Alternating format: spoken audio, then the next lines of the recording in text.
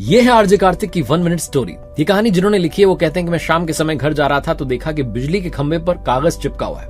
मैंने जाकर के उस कागज को पढ़ा तो उसमें लिखा था कि मैं एक वृद्ध महिला हूं, मेरा 500 रुपए का नोट यहीं कहीं गिर गया है, अगर आपको मिल जाए तो मेरे इस पते पर दे जाना, सामने वाली गली में लास्ट मकान में रहती हूं। मैंने वहां सच में ढूंढने की कोशिश की लेकिन कुछ नहीं मिला। फिर लगा कि एक बार जाकर के देखना चाहिए क्या सच में वहां कोई रहता है या किसी ने शरारत की।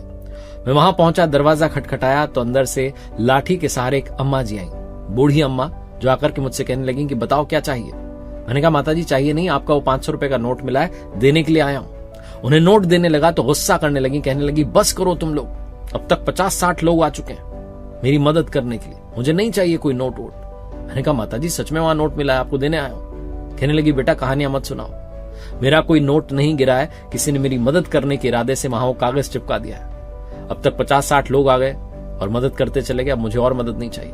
मैंने बहुत मिन्नतें की, जैसे तैसे उन्हें वो 500 का नोट दिया और उनसे कहा अपना ख्याल रखना। जाने लगा तो उन्होंने कहा एक काम करना, मुझे लगा शायद कुछ मांगेंगी। माता जी ने कहा बेटा वो कागज फाड़ के चले जाना, मुझे अब और मदद नहीं चाहिए।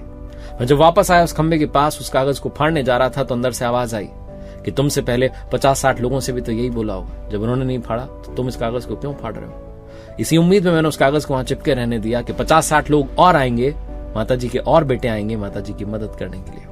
बहुत छोटी सी कहानी है जो सिखाती है कि लाइफ में पुण्य कमाते चलिए, अच्छाइयां करते चलिए, दुआएं वापस अवश्य आती हैं।